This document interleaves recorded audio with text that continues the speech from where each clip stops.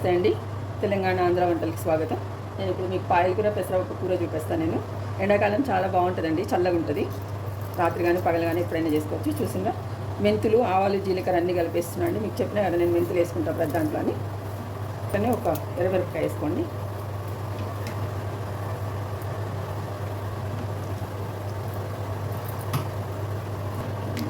కారానికి తగ్గట్టు పచ్చిమిరపకాయలు వేసుకోండి.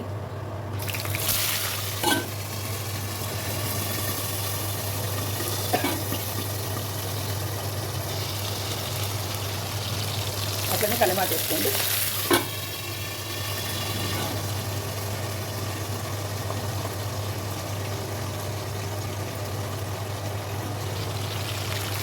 అట్లనే ఎల్లిపాయ వేసుకోండి. దీన్ని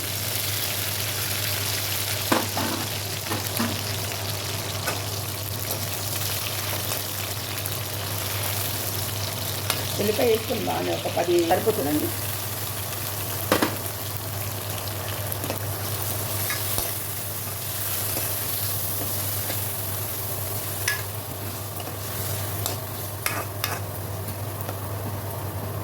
కొంచెం మూత పెడదామండి. చూడండి, తీసిన ఉడుకుతుంది పాప. తీసిందా? చూడండి, చాలా సింపుల్ కర్రీ అండి.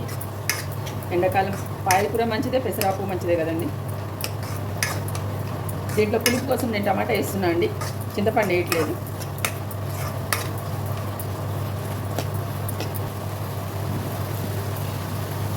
పాయలకూర అండి ఇది.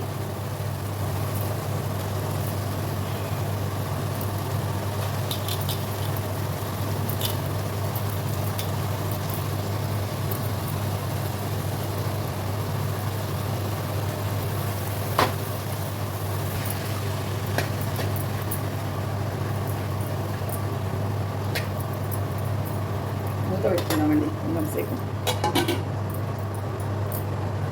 చూడండి, ఉడికిందేమో చూద్దాము. ఇప్పుడు ఉడుకుతుందండి. చూసిందా, కూర చాలా బాగుంటుంది. మనం టమాటా వేసుకుందామండి.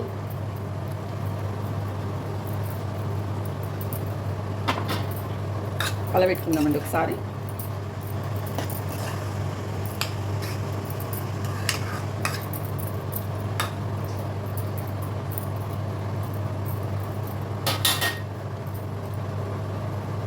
కొంచెం ఉప్పు వేసుకుందామండి, సరిపోతుందండి. ఆకుకూర కదండి, ఎక్కువ పట్టదు. కొంచెం అంతా కారపొడి వేసుకుందామండి. పచ్చిమిరపకాయలు వేసుకున్నాం కానీ కొంచెం వేసుకుందామండి. ఇంతంత కొంచెం, చాలా ఒక పావు చెంచా అంత వేసుకోండి.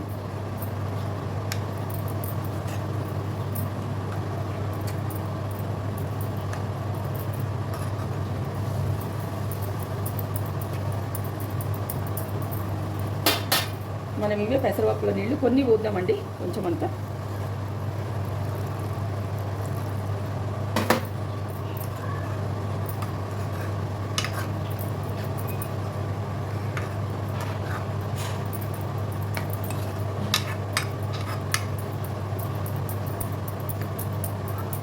చాలా సింపుల్ కర్రీ అండి.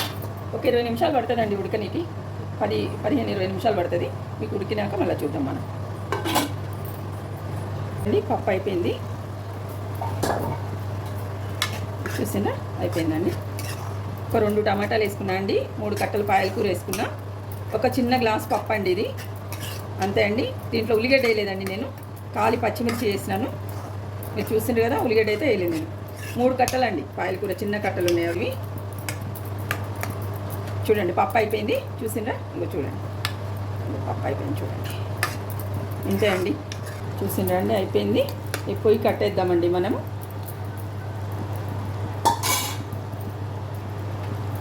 అయిపోయింది. ఫైనల్లీ కొత్తిమీర చల్లుకున్నాం కదా. ఈ సీజన్లో పాయలకూర బాగా దొరుకుతుంది కదండి, చలవ చేస్తుంది. ఎండాకాలము చేసుకోండి, చాలా బాగుంటుంది. నచ్చితే నాకు కామెంట్ పెట్టండి, నన్ను సపోర్ట్ చేయండి. సరే అండి, ఉంటా. నమస్తే అండి. ఇక పప్పు తప్పడం, అన్నం నెయ్యి, వేడి అన్నం కాచిందెయ్యి, వేడి వేడి అన్నం మీద కమ్మని పప్పు కాచిందెయ్యి, వేడి వేడి అన్నం మీద కమ్మని పప్పు కాచిందెయ్యి, పప్పు తప్పడం కలిపి కొట్టడం, భోజనం మన భోజనం.